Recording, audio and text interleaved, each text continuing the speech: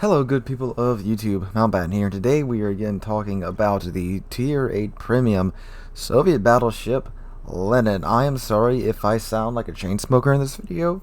Um, the weather down here has been not very kind to me.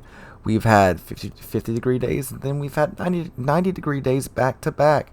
So if I sound like a bit of a, I don't know, drunk, chain smoking homeless guy, yeah, on top of that, I'm a teacher too, so my voice is just so gone. Um, anyway, let's get into the Lenin before my voice completely goes.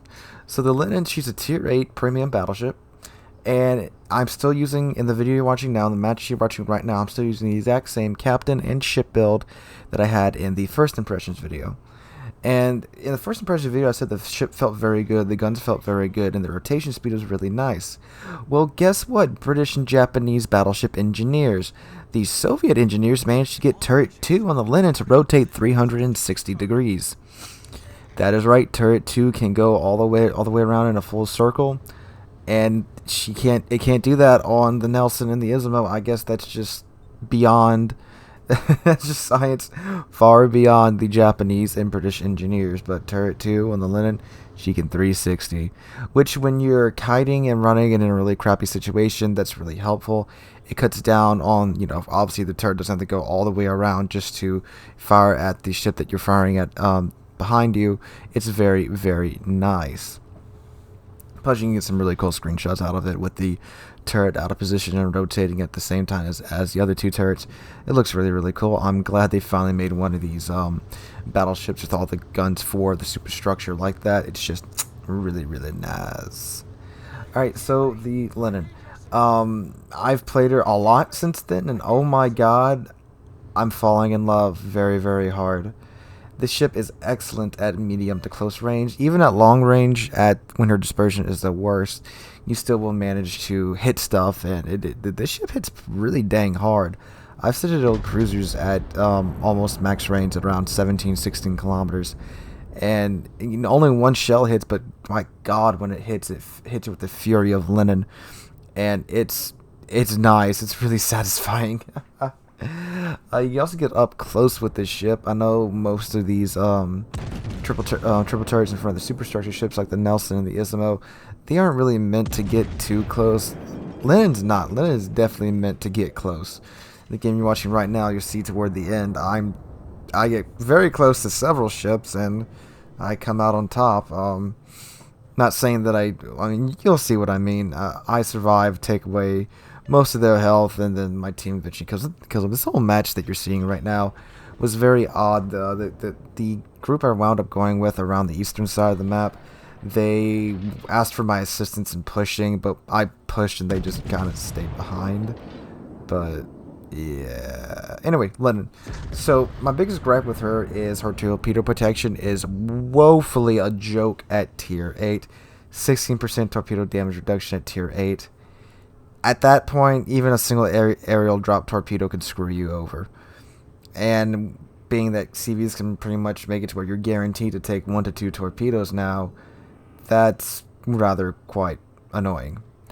It wouldn't be so bad if they would give the ship another heal. That's my other gripe with the ship, is that she gets 2 heals base, and I don't think that's enough in the current meta of CVs, because CVs can just constantly just rocket planes, dive bombers, torpedoes. You can mostly avoid the torpedoes. You can't do much about the other two, especially given that she's a tier 8. That means you're going to be up tier to tier 10 quite a lot.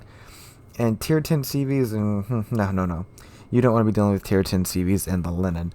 Even if you stay bunched up with, unless it's like a Wusta or a Minotaur, it's going to get through, and it going to hurt. Oh my god, I can't even say it going to hurt, right? My throat's so sore.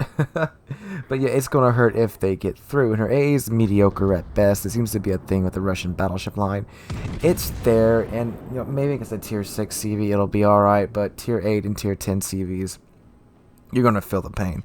So make sure you go with a buddy if it's a CV game. If it's not a CV game, great. You don't got to worry about all that much. And you can really just go at it then.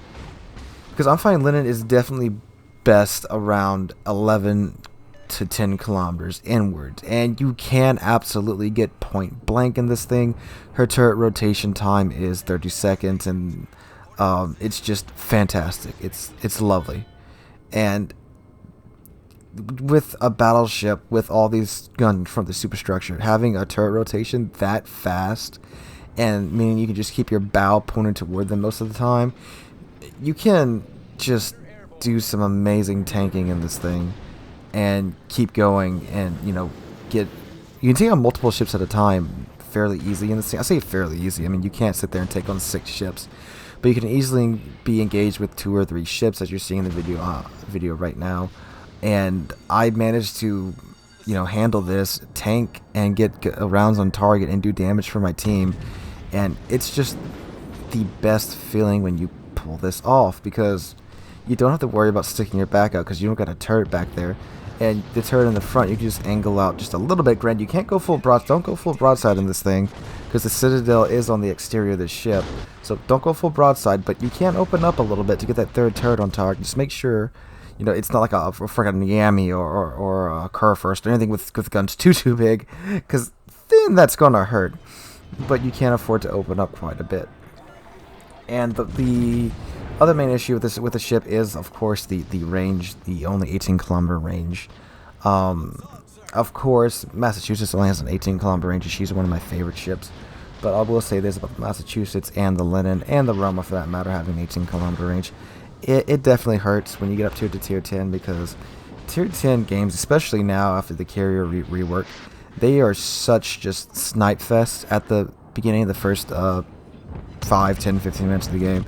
Absolute sniper fest, and you just can't be a part of that, and it sucks to just wait there and maybe see your team just evaporate in front of your eyes, and know there's not a whole lot you can do about that. But such is the tragedy of Tier 8, and we all have to put up with it now.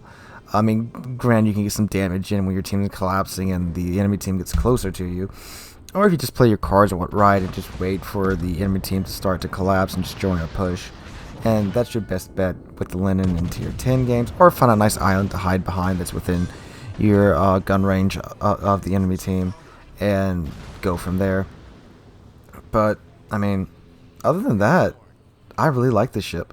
The special Soviet damage consumable, it's very nice. If you manage to balance that and your repair party right, you can last for quite some time in many a brawl, and you can really push the survivability of this ship, even though it does only have 2 base heals. And I'm pretty sure that's why they only gave it 2 base heals, is because of the special damage con, which it's great in a pinch in a firefight, but in extended engagements, it does definitely, I'm assuming that's why it's designed like this, because in extended engagements, when like there's a destroyer or a carrier that's just chipping away at your health slowly and slowly, those really aggravating things, either like a Harugamo or a Wusta just gets a never-ending rainbow of fire on you, and you can't, get away in time, or you can't find an island in time.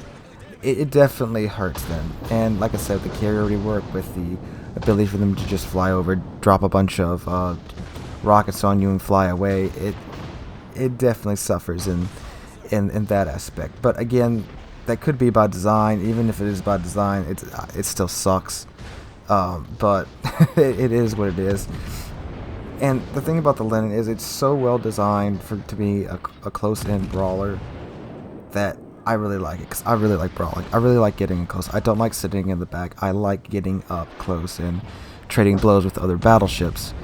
And the Lenin is just such a good ship for that.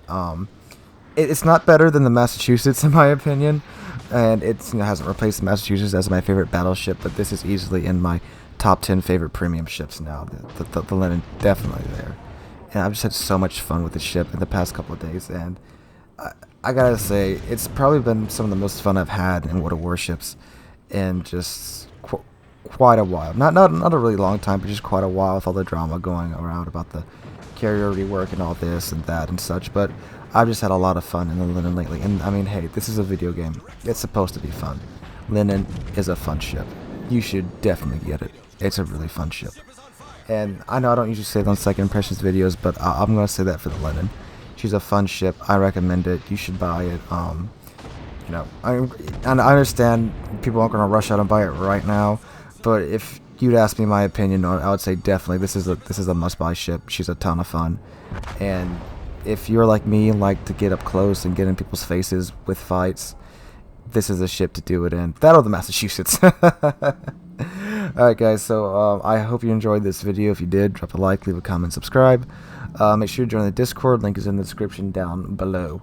And also the winner of the Dreadnought giveaway will be announced on Monday. And you still have time to submit your entry if you want to. And all you have to do is tell me your best Russian joke in the comment section of any video released during this week. I'm going to pick the one that made me laugh the hardest, and that person will receive a Tier 3 Dreadnought. So be sure you do that. And also be sure you hit that subscribe button. We're on our way to 2,500 subscribers, and we are well on our way there. I cannot thank you guys enough for that. I'm going to go rest my voice now. So hope you're all having a wonderful Saturday, as that's when this video is going to come out. And I'll see you guys in the next one.